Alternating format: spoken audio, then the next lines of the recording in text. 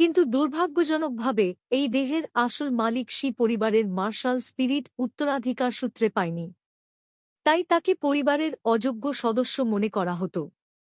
হঠাৎ উ গুহার গভীর থেকে এক ভয়ঙ্কর আর্তনাদ ভেসে এল।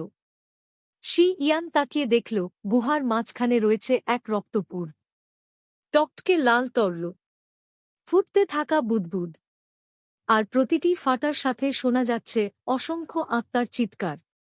সে বুঝতে পারল এই আওয়াজেই তার রক্ষীরা পাগল হয়ে একে অপরকে হত্যা করেছিল।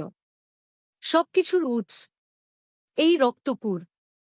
কিন্তু অদ্ভুতভাবে ভয় পাওয়ার বদলে শিয়ানের ভেতরে জেগে উঠল এক উন্মাদ উত্তেজনা, যেন মৃত্যুই তাকে ডাকছে।